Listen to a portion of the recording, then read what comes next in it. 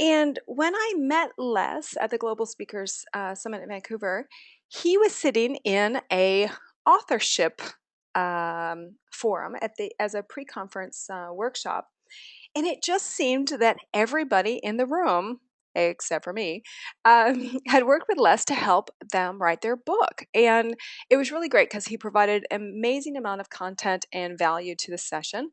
And we had a chat afterwards, and he was so gracious to offer the authorship group of APSS a webinar. And I thought, oh, that's really great. And then I went back to him and said, could I open it up to all of the Asia Professional Speakers Association? And of course, he said yes. So tonight we have Les with us. And we also have Kevin with us, who is going to do a short presentation of Les, other than my cute little story about Vancouver. So I'm going to go ahead and pass over to Kevin right now. And Kevin and Les are in Canada, and it's really cold there, and they've gotten up really early. So here we go. We're passing over to Kevin now. Hold on one second, and there you go. Oh, hold on one second. We've lost audio on you. Hold on. Okay, I think we're good now. Go ahead, guys.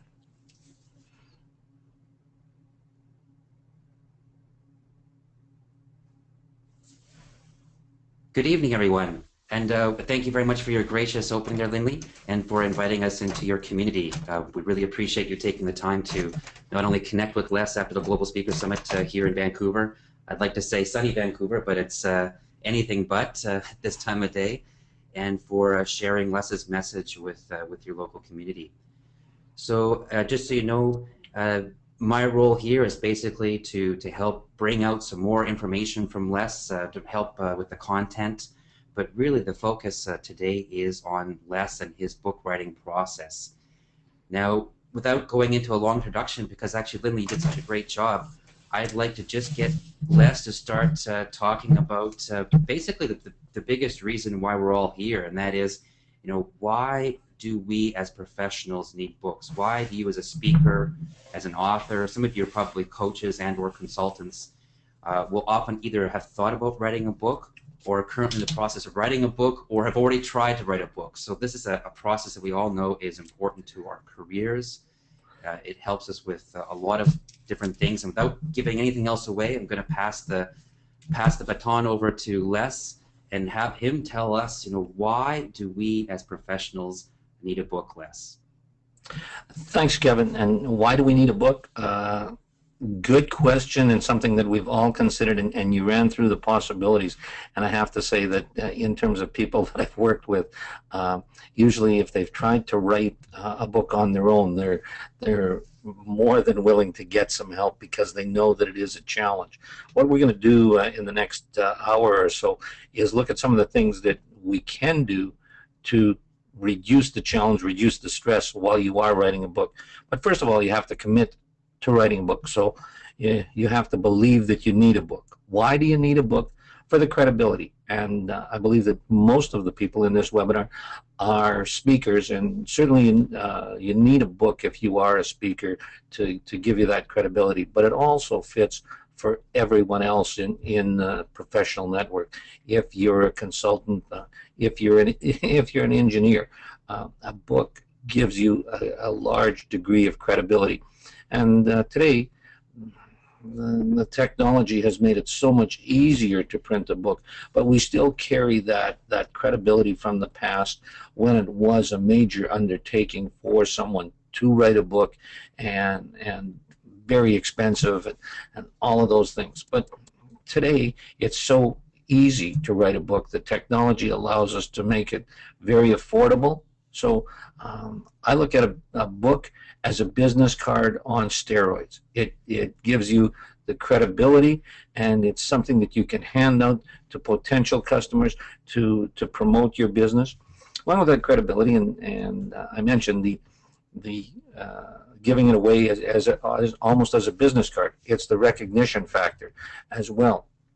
people still look up to you if you've written a book. And I've helped a number of people write their first or their second book, and they're amazed at the difference that how they're viewed differently when they have written a book.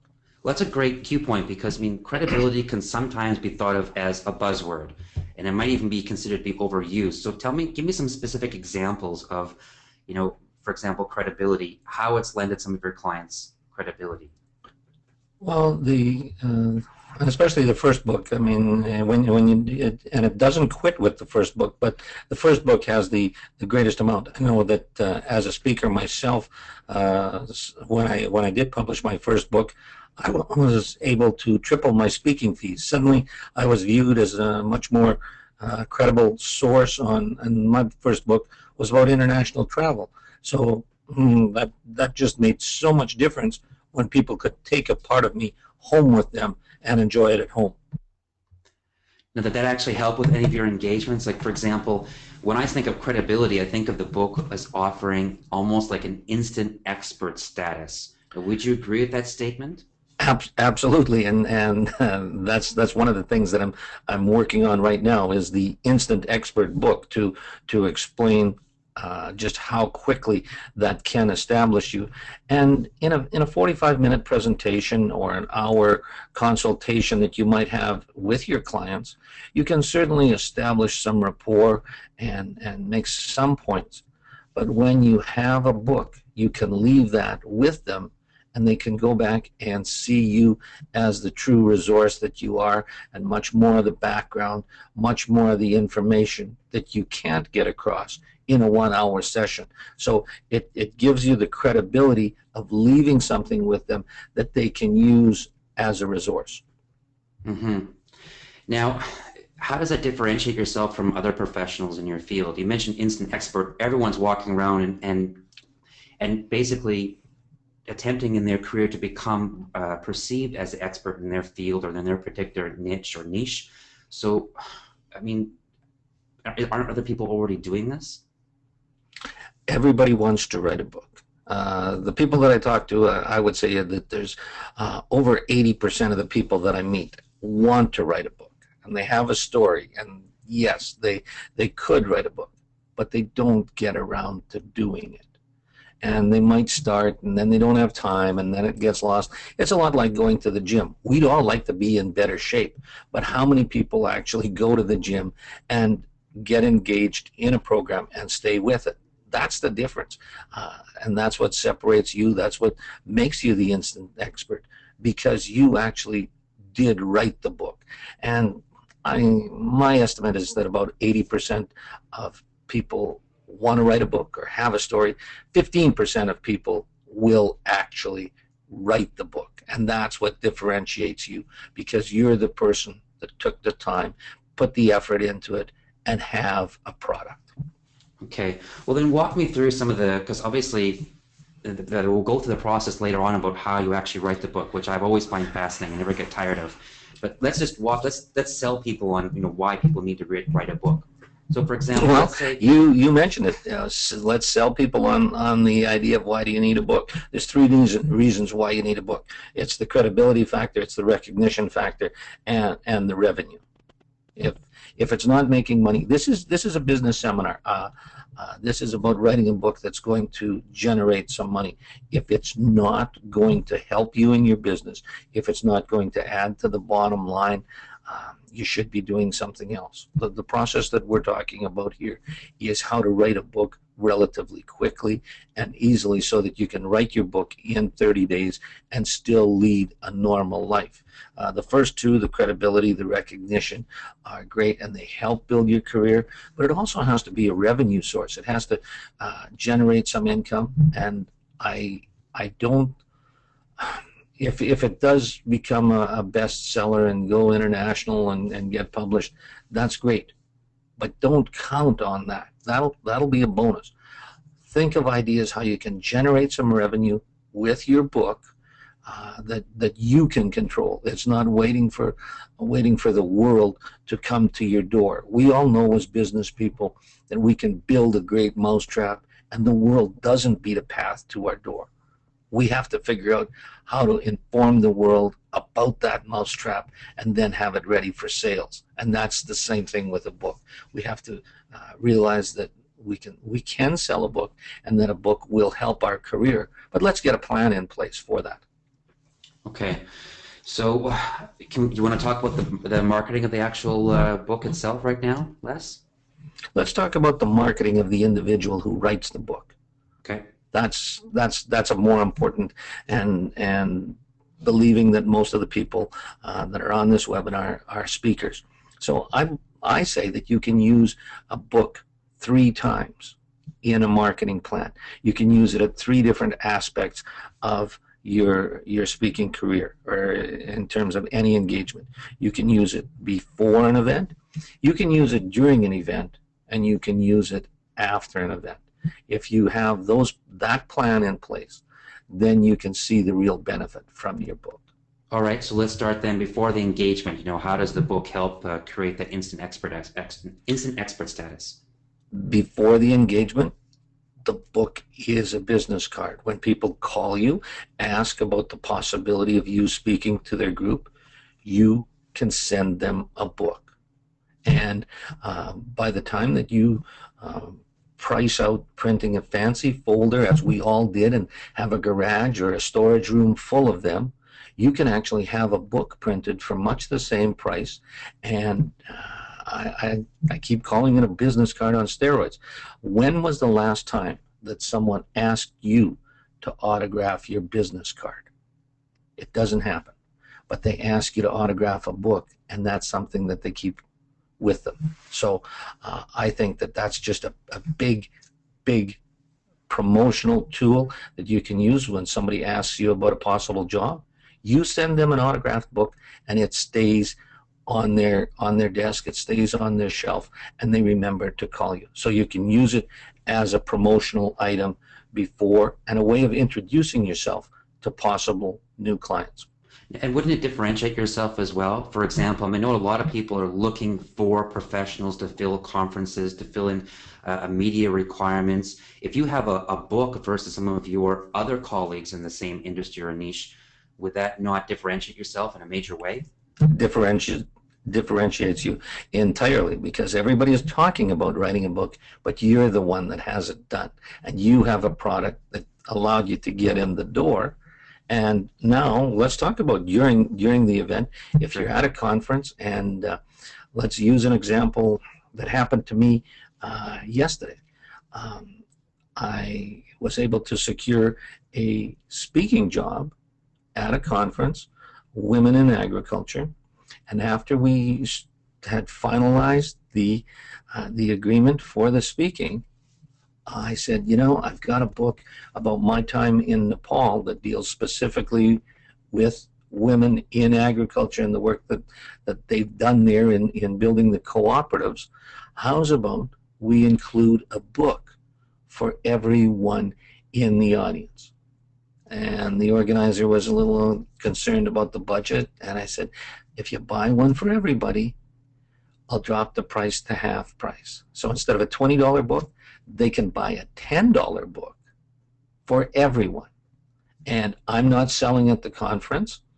I'm standing around autographing books, personalizing books for the people in the audience, and talking about new clients and meeting new people, expanding my network. So I strongly recommend against trying to sell at the back of the room. I believe that cheapens both the event and myself. When I get hired to speak at an event, I negotiate the speaking fee first, and then talk about the possibility of buying a book for everyone.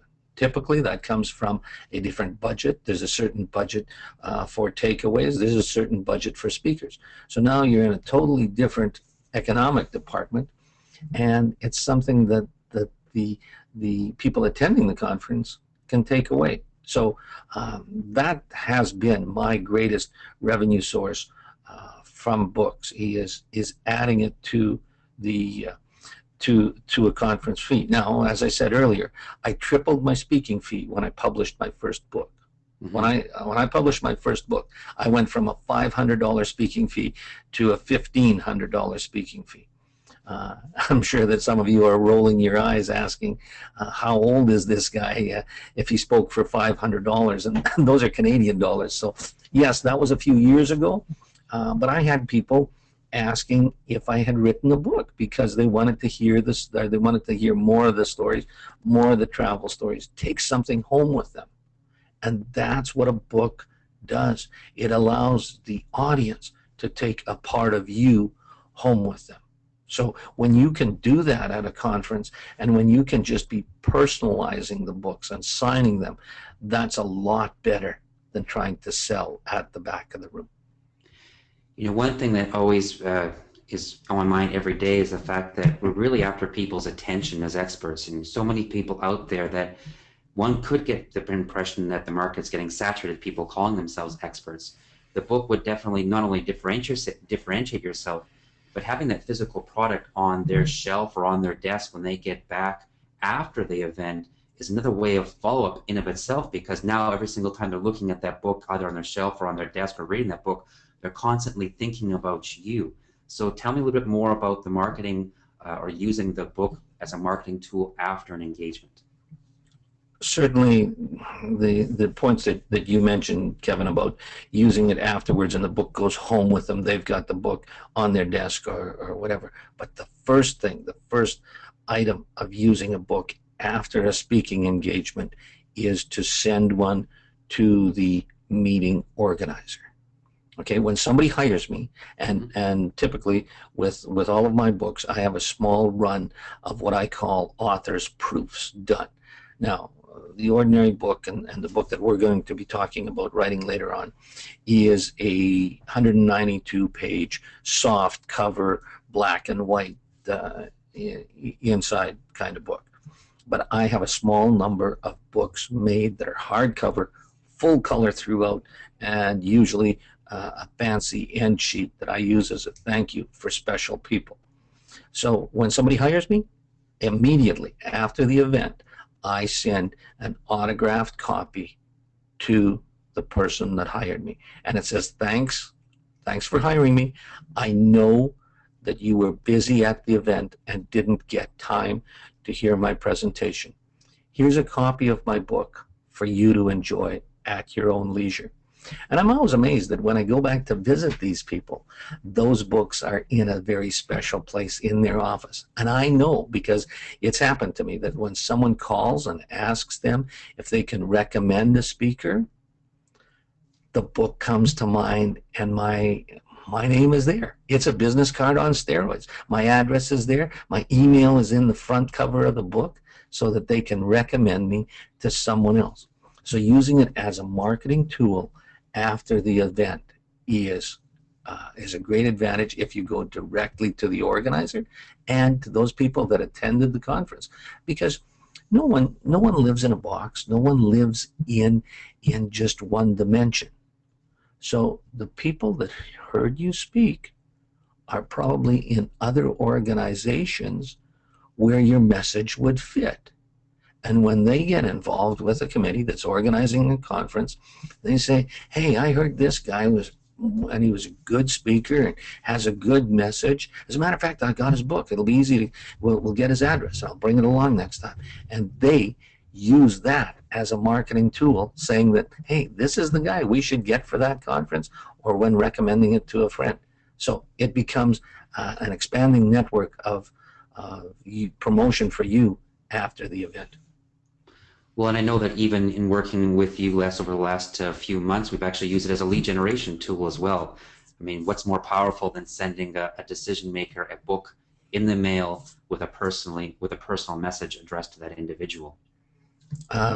Absolutely, and I had a call last week for a possible job with the Canadian Implement Manufacturers Association.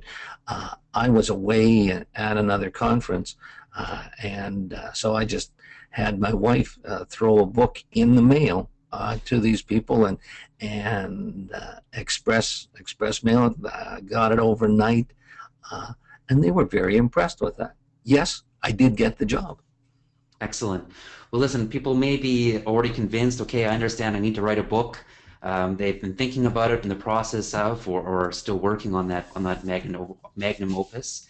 Let's get down to, I mean, another really, that's your experience. Let's get down to your expertise, which of course, as not only a ghostwriter, but as a book coach who's actually coached a lot of professional and experts through their first book, sometimes seconds. And I know you've even gone through third book projects with some professionals. So I know that's rather impressive. But I would love to hear more about your actual writing process itself. Now, when you make a claim that how do you write a book in 30 days, you can't just do that by writing every single day all the time. You must have a process in place, and that process is what? Can you just give us the summary, the overview of what that process is? Absolutely. But let's go back and clear up, as you said, that magnum opus, because that's not what we're going to write. Nobody wants to read War and Peace anymore, so nobody needs to write something like War and Peace. I believe that a book should be one airplane ride long. It's something that you should be able to read in a couple of hours. We're all busy people, and we want something that will help us, something that will give us a message, material that we can use as early as tomorrow. And once you decide that focus, then that helps you determine what's going to be in the book. Every single person in this audience has more material than they need for a book. The biggest thing that I do as a book coach is help them sort out what should be in the book, what fits, and stay on focus. I worked with a lady from New Zealand who, when she called me, I had met her, ironically, I met her at a Global Speakers Summit previously in South Africa, just like Lindley. And when she said that it was time to write her book, she said she had started, and she had written 8,000 words for the introduction. I said, like 8,000 words? You've written 20% of the book. And she said, well, I didn't know how much to write, so I just wrote and wrote and wrote. Well, who's going to read an 8,000 word introduction? Not many people. So let's break it down. What we're talking about, and certainly there's some flexibility, but what we're talking about through the remainder of this seminar is a 50,000 word book. That works out to about 200 pages in a 9 by 6 inch format, which is the typical business book that you see in an airport today, or in a bookstore. So it's a 9 by 6. Now there'll be slightly different dimensions depending whether it's European or Asian, but roughly that size of book, and working with that word count. So it's 50,000 words. And that's what we're going to call a book. That's not a booklet. That's not a pamphlet. That's a legitimate, instant, expert, you have some credibility kind of book. Now, how did you? Sorry to interrupt. How did you arrive at the 50,000 words, for example? I mean, I see a lot of books, for example, on Kindle. Sometimes they're 70 or 110 pages long. I mean, how many words are those approximately, and why would you recommend writing a Kindle-sized type book, or how did you arrive at the 50,000? I think there's a place for the Kindle-sized book, but when we're talking about the credibility and that you get from a real book, you need more than a Kindle-sized book. And if you're thinking about publishing on Kindle, certainly that's an option. But my question is, when was the last time that you were at a meeting and somebody said that they read a Kindle book and quoted the source, or an electronic pamphlet kind of thing? When they're quoting a source, when you want that credibility, you have to have a real book, and that's why I recommend, certainly the Kindle or the ebooks are another option for marketing, and I don't downplay that. But what we're talking about here is the instant expert, the credibility that comes from a real book. Why did I choose 50,000 words? Because in the printing process, 192 pages is the magic number in terms of cost efficiency. Books, large run books, are printed on a press that does 64 pages at a time. So what that is three page allotments of 64. Comes to 192 pages. and that's 50,000 words.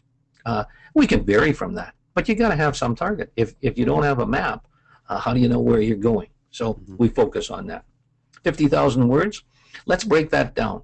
50,000 words is 25 chapters of 2,000 words each. So when I start with someone, or when anyone is starting with their book, I say, make a list of 25 items, 25 concepts that have to be included in your book. And now it doesn't matter whether it's a business book, whether it's a biography, whether it's a memoir. Make a list of the 25 most important concepts. And I guarantee you that if you sit down for half an hour, as soon as we're done, as soon as this seminar is over, sit down for half an hour and make a list of 25. 18 of those items on your initial list will become chapters. Some will merge, some will divide into two. But your initial reaction, 18 of them will be correct. Sometimes it'll be all 25. But you're guaranteed that if you spend half an hour on this, you have 18 chapters that will be a part of your book. And in fact, what you've done is just written the table of contents. Those are going to be the chapters in your book. Right. Okay. So that actually breaks it down a little bit, because 50,000 words can be a lot to start with, as you mentioned, the lady with the 50,000 words introduction. is overwhelming. Like, Yeah. if you're not in the business of writing a book, 50,000 words would scare most people. So if you hear that number, and if you don't break it down, I don't blame people for running away and never getting their book done. But now we've got 25 chapters of 2,000 words. Much easier. Okay, so how do you get then? So we've started with the size of the business book, how many chapters you're going to need. We're at 2,000 words. Does that just end there? I mean, just go out and write 2,000 words, or does it break down? Well, 2,000 words, again, is too big an assignment. And if you don't have a structure for it, how do you know when you're done? How do you know what you should be saying? How do you know how much time to spend on each topic? So let's break those chapters down into 4 component parts. Okay. And that's the introduction, the story, the reason, and the impact. And I've spent a great deal of time coming up with a name and a proper marketing for this process. So I call it ISRI, I-S-R-I, introduction, story, reason, impact. Okay, great. Actually, it's kept that simple so that I can remember it and stay with it when I'm thinking of the ideas in the book. Just write down I-S-R-I across the top of your page. Okay, so we're starting with ISRI. Can we start with the first one, introduction? Introduction. No, we can't start with the first one. Sorry, I got mixed up. You never start with the first one. Throwing you a fastball. Yeah, Kevin, you knew better than that. We never start with the introduction. We start with the story, and that's the joy of this system. You don't have to write your chapters in order.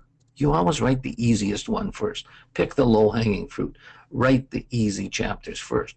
And the same thing within the chapter. So write the story. You have a signature story that you've told your friends, that you've told on stage, that is just easy for you to tell. Write that story. Write it down. Now let's go back and write the introduction. Take the reader to that point. Give the reader the background information that they require. And you need to write the story first so that you know where you're going. Now the introduction is easier because you know where you have to end up. You get to the point of where your story starts. Set the stage for them. It's that easy. Okay, so that takes care of story, which in my mind, as you mentioned, we always have these stories in our mind or examples that we use in our speaking anyways. Introduction, what's left? Well, you're halfway through. You're halfway done. You've written the introduction and the story. They're both 500-word components, so you've written 1,000 words. You're halfway through the chapter. And all you've done is share a story that you've told many times before that you're comfortable in telling. Now, my next question as a coach, and this is what I ask, and for those of you that are coaches in the audience, you know that the role of a coach is to help people discover the reason that they already know, the reason inside. So I ask, what's the reason? Why did this item make your list? Why was this on your list of 25? And people find that a little difficult to explain in the beginning, but as they get more used to the system, it becomes easier and easier. They can identify why they chose this concept, why it made their list. And that's the personal thing. That's why it was important to you. What effect did it have on you, this particular incident? How did it change you? What effect did it have? And then we've got the final part, which is the impact. And that's what you want the reader to take away. And that's where I ask, what can the reader use as early as tomorrow? Because if we want this book to have value, we have to give them something that they can use as early as tomorrow. So that's the final part, is the impact. And we give them the tools that they can use, that they can take away and apply as soon as they're done. And if they have a tool that they've taken out of the chapter, they're ready to turn the page and read another chapter. Okay. And that's where you get the balance of the 2,000 words is from the each one of those component parts is 500 words, and that adds up to our 2,000 word chapter.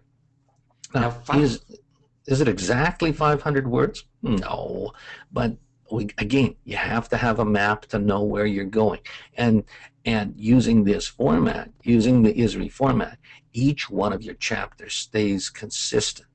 And using the 2,000 words, each one of your chapters is relatively consistent in length. You don't have one chapter that's 2 pages and one chapter that's 12 pages. And I know it's your book and you can do it, but do you like reading a book that's inconsistent like that? No. You like to have a nice uniform size in the chapters, and you know that you make a commitment to sit down and that you can get through one. So let's write the book in a way that's easy to read and that the reader can use the material. So we have that ISRI format so that even though there's very different concepts that we're covering in the book, the format of our chapters is the same. Wow. And how easy is it to write the 500 words? I mean, even break it down still. 500 words is relatively easy to write, and that's a very manageable task. But the people that I work with in the coaching, or people that I coach, we go through an interview for each chapter and develop the chapter in these 4 parts, and then I send them an outline that allocates the words so that they have, I say use 150 words for this, use 100 words for that, use 200 words for that.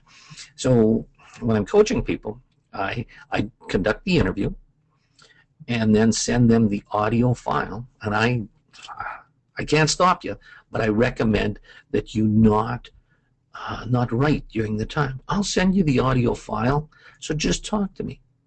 Share your story with me. Tell me the reason that this made you list. Then I send them the audio file and an outline that says use 150 words here, use 150 words there.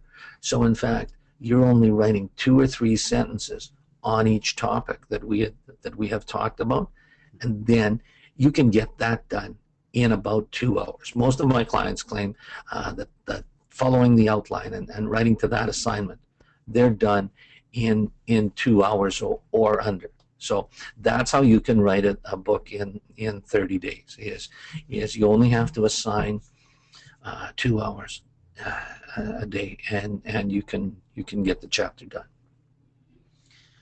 Wow. So you're saying 2 hours a day. Now, is that every day that you manage your clients, or is that once a week? How often? We've been all over the map with that. I've worked with 3 gold medal Olympians, and they bring a certain focus. Obviously, if you've made it to the Olympics, you know, they're pretty focused.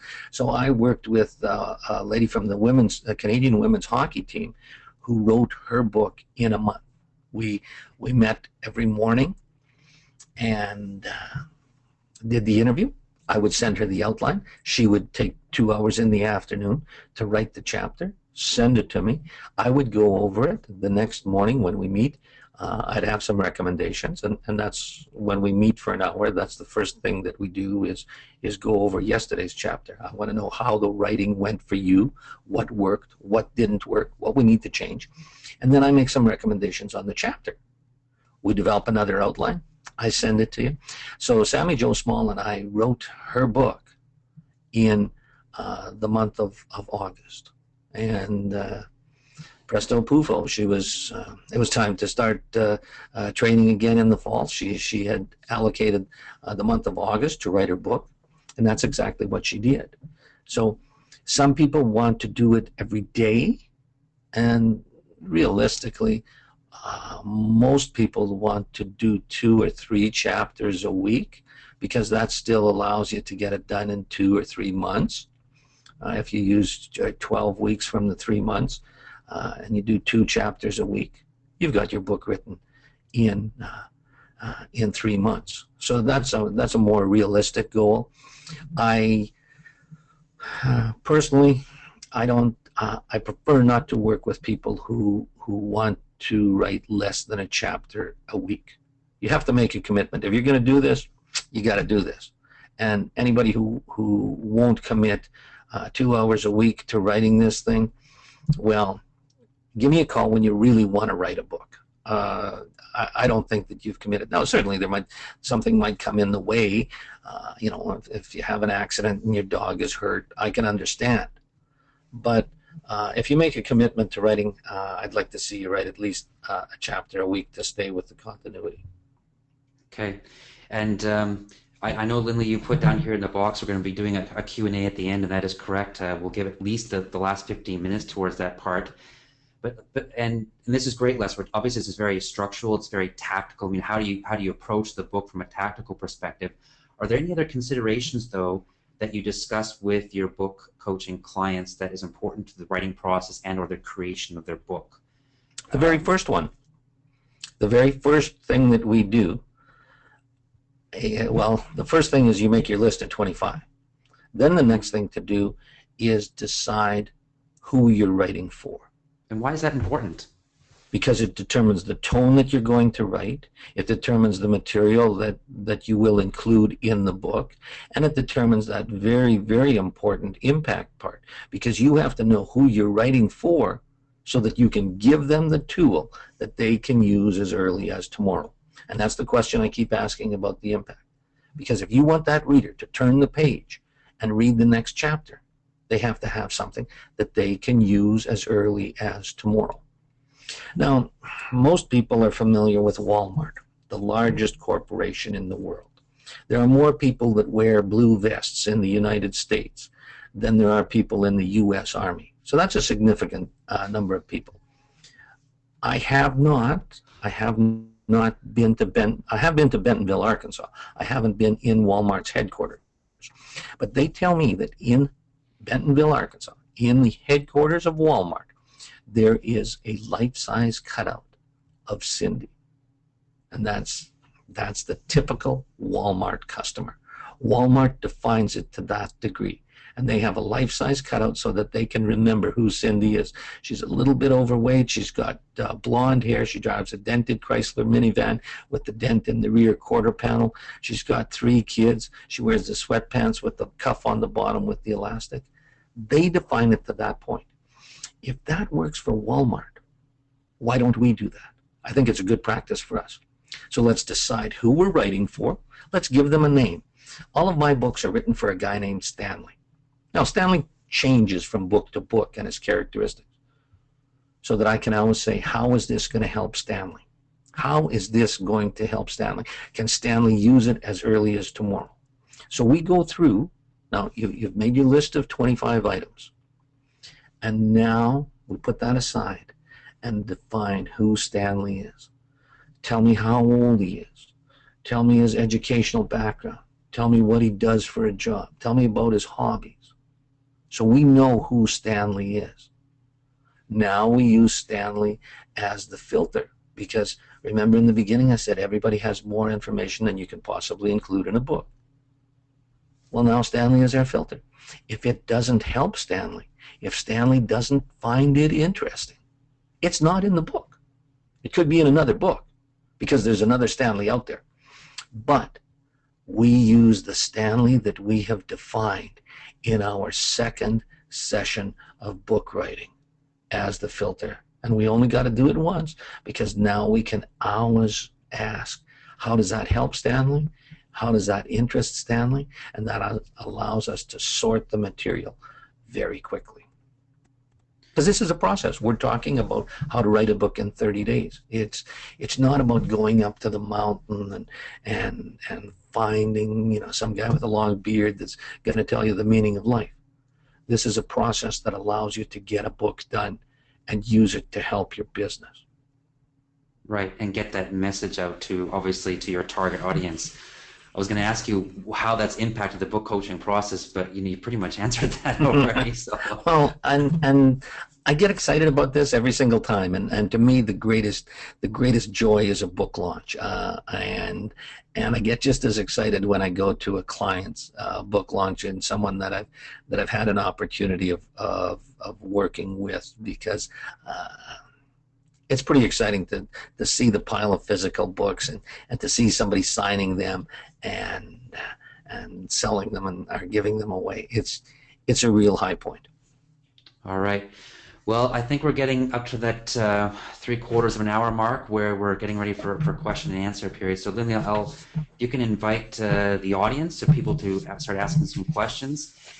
And I know that Les and I, through our conversations with different communities, always run into some common questions. So I'm going to start off the very first one here, Les, and I know we talk about this every single time that we have some time together, and that is, what in your mind is the biggest obstacle that people encounter to starting, writing, and completing their first book? Biggest obstacle is setting aside the time. Everybody wants to do it, but they're not willing to commit the time.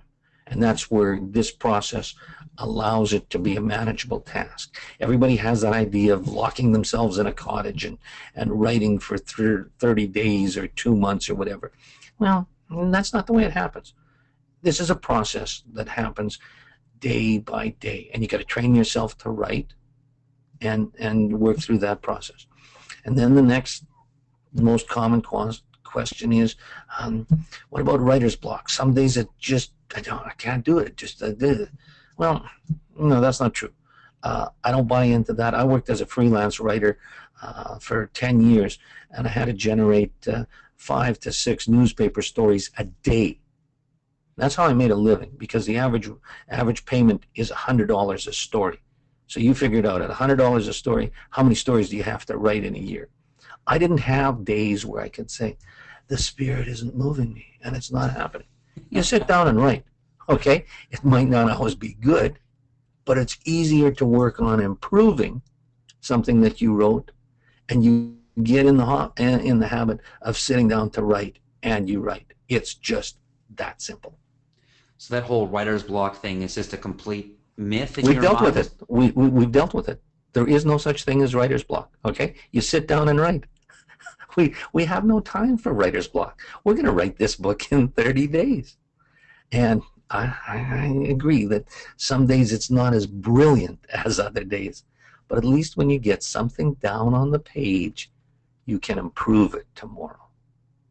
When you sit there and say, I've got writer's block, you have nothing to work with tomorrow. In fact, you're going to be happy to play with your blocks again tomorrow. And Right. I don't have time for that. Well, that might be one of the benefits too of having a book coach lead you through the process. Because do you ever have a client, for example, that's writing the book and they know what? Yeah, I'm not exactly inspired today, but I know that tomorrow or the day after I have another meeting with Les, so I've got to get something ready for that session. Or how does that? What's been their experience? Well, that's where the questioning helps, and when we go through the process and ask the questions. I mean, the reason that I got into this business is someone said with my background, I should become a ghostwriter. I worked in radio for 15 years, and I had my own news magazine program where I had 4 interview segments a day. And the rule in radio is when the little red light goes on, you have to have some material. So I did 4 interview segments a day. And that allowed me to hone the interview process. So yeah, certainly there are times when you're not feeling quite as sparky as others. And when I call you, I keep asking the questions and keep honing down to the point where we get something that Stanley can use, or I want to know why this made your list. So by talking through it, we get to the point where you do have that topic, where you do have information that will develop into a chapter. Okay. All right, Lindley, do we have any questions that you can bring in from the community Great, for Kevin. Les here? Yep, I'm here, and I have the first question I have out from Bob, and Bob is a project management trainer, and so a lot of his work involves graphics. So he's asking about diagrams. Is there a word replacement ratio? How do you handle the reproduction of graphs, and basically what's the ratio? There's no magic ratio or no ultimate rule. You're writing for your audience, and you know how many that you need. It's just a matter of getting a nice clean graphic that you can transfer electronically. It doesn't add any cost to your book with modern technology. I mean, when I first started writing a book, each picture cost me $15 to put a picture on the page. Now there's no additional charge for that. And you have to decide on what works for your audience in terms of the size of the graph and how they fit on the page. That's important in the book design. And you have to bear in mind how old Stanley is. Does he use bifocals? And can he read the small print? So when we define Stanley, that helps to determine how many graphs you need, what size of graphs they are, and what size the print is around the graphs or the charts. Great. Thank you so much. We have a question coming in from Sarah. And Sarah asks, once you've written your book in 30 days, what are the next 3 steps? 3. Yeah. No more. Only 3. Oh, she only wants Well 3 done, steps. Sarah. Okay. Well, Sarah, what you do is you send it to the editor, who is a professional editor, not somebody that you know who has taken an English course at one time. First step is go to the editor. Then it goes to the layout design person, who I used to call a typesetter, but has pointed out to me that typesetting is an arcane term from when they used hot lead and movable type. Now it's done electronically, so he is a book designer. And the third step is to send it to the printer, who then provides you with the actual hard copy. Okay. So edit, typeset, and print. If I can interject there, Les, because I remember a story you told was very important. You said, don't give it to a friend who has taken an English class. Now, I mean, what about your mother, your spouse, your best friend? Is there any reason why you shouldn't be using them either?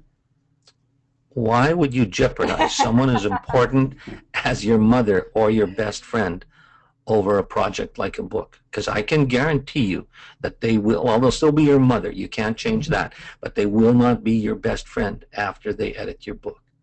And finding an editor is a process.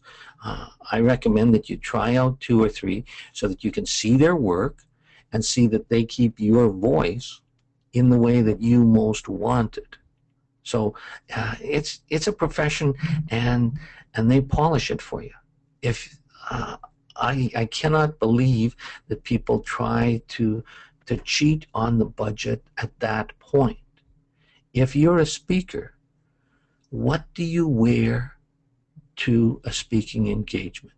You don't stop at a second-hand store or a Salvation Army depot on your way to the event to pick up a suit. You wear your very best. So I look at an editor in the same way. They are the people that will polish this. They are the people that will project my image. I have exactly 1 opportunity for a first impression. So I want the very best money, or the very best editor that money will buy. Not somebody who took an English course and is a good friend. All right, we have another question coming in from Dean. And Dean says, I'm thinking of presenting my information in the form of a schematic diagram and supporting it with prose. This, I think, helps the reader to take in the information easily and quickly. Will this affect my credibility as an author in any way if he uses schematic diagrams and prose? Well, Dean, good question. Depends who Stanley is. If you're presenting, I mean, if you're talking to engineers, great. If you're talking to elementary school teachers, not so good. Then it'll affect you.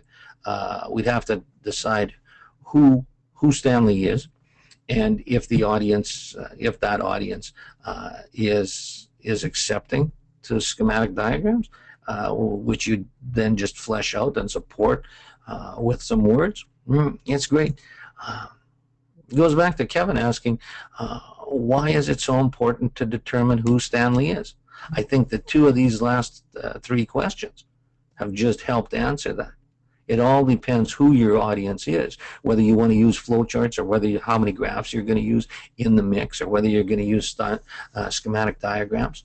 That's why we have to determine who our market is, and we will not write the perfect book for everyone.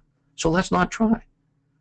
Just as we're speakers, we're trying to find that niche, and you're way better off to go an inch wide and a mile deep than a mile wide and only an inch deep.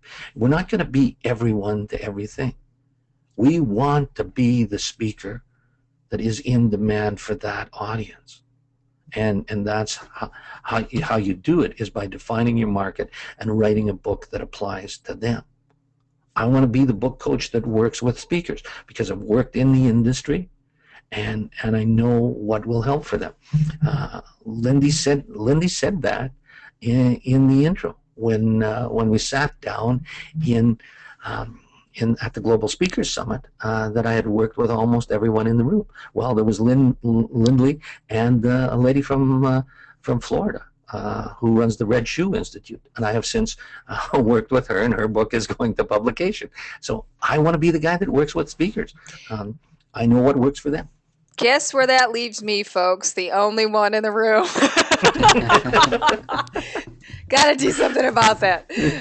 All right. I have another question coming in from Titus, who is actually one of the organizers of our authorship group. So Titus asks, hi, how does a writer of a business book think about the balance between writing his opinion and intuition versus writing facts or quoting from actual case studies? His Stanley is a 30-year-old business manager in a big corporation. Good point, Titus. Why are they buying the book? Because they want to know what Titus thinks about that. So don't back off on your opinion. There's a bazillion textbooks on that concept already. Okay, so if they want to read textbooks and have the straight up information, they can buy a textbook. The expert on this is Titus. I want to buy Titus's book. I want to know what he thinks on these issues. So we'll figure it out in the design so that maybe we use a different type style, or maybe it's included in a box at the end. There's all kinds of ways of doing this so that we don't blur the lines as to what's a straight up case study and what's an I think. But those are things that we can deal with to help the reader differentiate and to know when they are Titus's opinion, which is ultimately why they're buying the book. So don't be afraid of including them. Work out some kind of a design system that differentiates, because you don't want to confuse them with was that fact or was that what this guy thinks. They're quite happy to know what you think, but don't confuse it with a business concept. Yeah, and Titus, one of the themes of the National Speakers Association conference in Australia was about picking a fight. Who is it that you're going to pick a fight with? Who is it that you're going to make a stand? What topic or what thing are you going to make a stand on? So your opinion and intuition, that's what people want to hear. So Are you willing to die on this hill? Decide yeah. decide if it's worth it. And I mean, yeah, sometimes you want to you really want to make it that clear, and it is that important. But you can't do that 25 times throughout the book. No. Let's decide which ones are that important where you really want to make a stand on it. Okay, we have another question coming in from Dean again. So Dean asks, the general consensus here. We've heard self-publish, we've heard publisher. So what do you guys think? Kevin, Les, what do you think? Publish yourself or go to a publisher? I have self-published. I have self-published 8 of my books. Okay, publishing is great, but it probably going through a traditional publisher is great, but it probably takes you about 2 years. The catalogs for this fall have already been determined, so it'll take you another year to be recognized by a publisher, and then to get in the catalog. So that adds another 2 years to your timeline. Most books that are picked up by a publisher are self-published in a small run, and then if the publisher likes them, picked up. So the fact that you self-publish does not eliminate you from being picked up by a publisher. So you've got enough stuff going on. Certainly, if you've got the time to shop it around, it's great. But in today's world, there are very few people who will get an advance. And if you are fortunate enough to be picked up by a publisher, the typical advance is enough to go out for supper, and that's not with drinks. That's an ordinary supper. Unless you're Al Gore or Bill Clinton, the days of getting $100,000 for your brilliant idea about a book are over. So I guess short answer is I lean towards self-publishing. Okay. Perfect. And then just so I can add, one particular example I think is very worthwhile to look at is Seth Godin.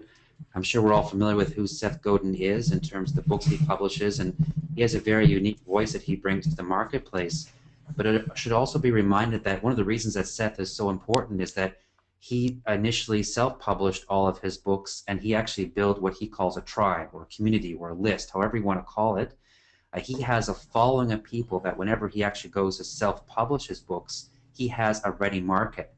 And Les, you have more experience in this than I do, but I think if you were to look at going the published route versus a self-published route at some point in your career, if you had a list of people that you brought saying to here, the publisher, here's a book I have in mind, and oh, here is the 15,000 people I have in my list that would be interested in buying this book once we actually publish it, then that's a much bigger, bring a lot more to the publisher than just, I don't know, nobody knows who I am, this is my first book, what should I do? Actually, that's one of the first questions that publishers ask is, what is your following? What groups are you a member of? How many books do you think that you can sell to the audience? You have to have that if you're going to be picked up by a publisher. If you don't bring a significant following, if you're not recognized, you won't even get the meeting. That comes in the mailer. You got to bring a significant list so that you get the meeting with a publisher. That's how important that is. Yeah, good point, Kevin. Thank you. Well, and today with technology, with Kindle, with Amazon, you can actually self-publish now for, how expensive is it to self-publish less? And even a second question I have there, Dean, sorry, this is a great question, Dean, is what's the minimum run you can do for an actual physical book, be it soft or hardcover? Well, the cappuccino machine allows you to print a book, one book at a time, one off, and they're reasonably priced, great quality, and they're called a cappuccino machine because it takes as long to print a book as it does to make a cappuccino. So you take your file in, you take your electronic file in, and zim-zam, in about 8 minutes, you have a hardcover book that to all but the most discerning eye will not be different from a large run printer. And I recommend to people that they start with 500 books. Unless you have a big conference coming up where you're already committed to, that's going to be enough. That's going to be enough to get you going. You generate some money that will allow you to print more. Now, I have a conference in January with 700 people attending, and using the same process that I talked about earlier, they have committed to buying 700 books. So I'm going to write the book through this summer, and my initial print run will be 1,000, with 700 sold for next January. I don't need any more books in my garage, which I made that mistake the first 6 or 7 books, so I've learned now. But we're trying to cut down on inventory. Really, we are, folks. Okay, we just have 2 more questions really quick.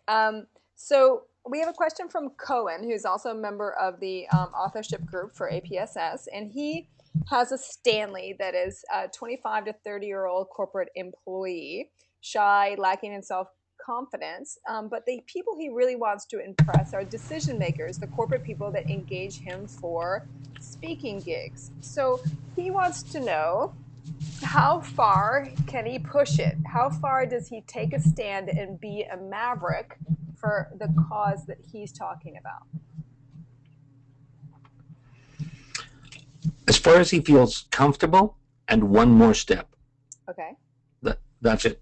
You got to go a little bit out of that comfort box. Don't get radical, because then you've lost your personality. You have to stay where you are and push it a little bit. If all of a sudden you're too woo-woo or too maverick, then you don't have that credibility. You're not really the Cohen that we've come to know and love. This way, if you take it just one step further, you've got that credibility. We still know you, but this is something that you must really believe in, because you're going to this point. So take it just a little bit outside the comfort box. Okay, one last question from Bob. So Bob wants to know, Bob was our I think he officially he is a project management trainer. So Bob wants to know, in the layout, should there be a wide margin for Stanley to write notes? Absolutely. There we go. Absolutely. Very simple. Why? Question. Why? Because that way it becomes Stanley's personalized book, and he can't give it to somebody else. He's got to buy another copy. That's, Bob, that is the greatest marketing tool ever. Okay? Leave some space, leave some lines at the bottom for them to write in and to personalize the book, because then it becomes something that they use, something that they carry with them to follow up. But they can't give it to anybody else because their notes are in there, and you're going to sell another copy of the book. Yep, that's true. Okay, here's the thing. You guys have been so fantastic about giving us your time for an hour and 5 minutes. And I know that you're actually planning on giving us even more, which is just really hard to believe. So you're being incredibly generous. I don't know who, I think maybe Kevin has some information about a potential coaching thing for our attendees. I do, and I will end with the last question, which is, everyone always asks if there's going to be a replay available. And Lindley, when this webinar is over, I know is going to send us the file from the replay from this event, so we can all listen to it again. And once that's available, of course, we'll send everyone the link where they can go watch that and consume that, and of course share it with others, be it their colleagues or more people in the community. So on that end, so we will have a replay available. I'm just going to take over and share my screen here so I can just walk you through what you're going to see. So assuming you can all see my screen here. So basically there's going to be a quick sign up for the replay. If you could just let us know who's interested. and that'll be available. A link, actually, Lindley, if you could pop that into the chat box, that would be great. And we have a little bit of surprise. Actually, we're going to be everyone's going to have a chance to win basically a free copy of one of Les's books here called No Winner Ever Got There Without a Coach. And that's going to be, I'm going to show you 1 second. So you actually have an opportunity to win a free book here. Les, I'm sorry I didn't mention this to you earlier, but you're going to be shipping out a free book. Cutting down on the inventory in the garage. I'm excited. Well, I don't know how many copies have this one because I don't have my own copy yet. But... Oh, sorry. Okay. So this is the page Lindley's going to put a link in the chat box, and this is the page that you're going to see, which is just a simple name and email address. Once you hit the button, then you'll be entered to win this draw for the book. And then, more importantly, I'm sure many of you have many questions here that first of all, you were gracious enough to bring to the community and to bring and to share with other people in your tribe. But you may have specific questions that fall either outside of the webinar, outside of the time constrictions, or after the event you think there's some specific questions to my particular project that may not have been valuable for the whole entire community, but would really help you in getting your message out to your market. And so as a consequence, on the next page that you see here, we're offering, because of the relationship that we have with Lindley, Les mentioned that if for those of you that are interested, on this page you have the opportunity to sign up for a free 1-hour coaching session with Les. Now, basically, Les, can you tell us a little bit about what will happen during that free 1-hour session, just so people get an idea of what they can expect? Yes, it's a 1-hour coaching session. You bring your questions about any aspect of the book business. It's not me selling you on coaching.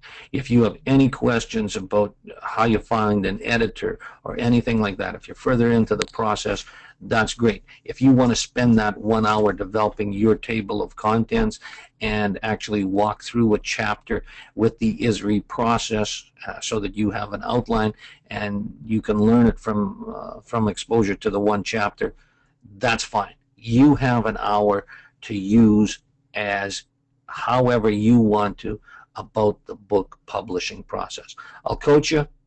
I'll answer your questions.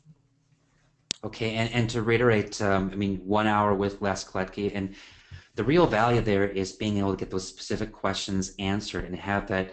A lot of you, I'm sure, have been thinking about writing a book if you haven't started already. So there'll be, I think, a lot of value there.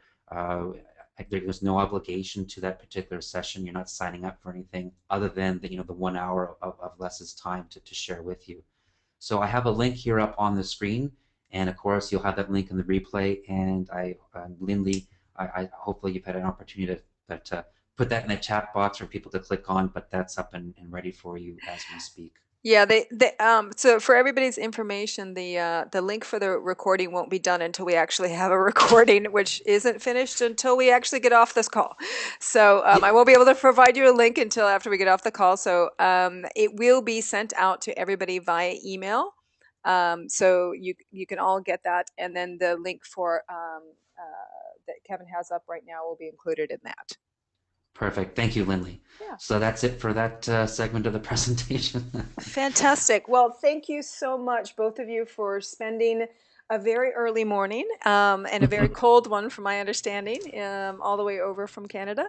And again, I can't thank you enough for all of what you've done for us and the generosity in sharing your time and your expertise, and the coaching, amazing.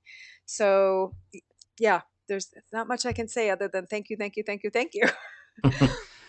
Well, Lindley, thank you very much for the invitation, for bringing us on, and for helping share Les's message. Les, you've got the last word.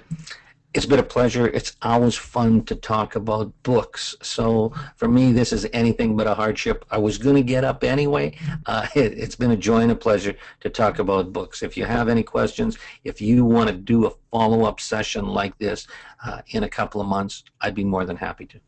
Great. Thank you so much again, both of you, and have a good day. And everybody in Singapore, good night, and we'll chat with you later.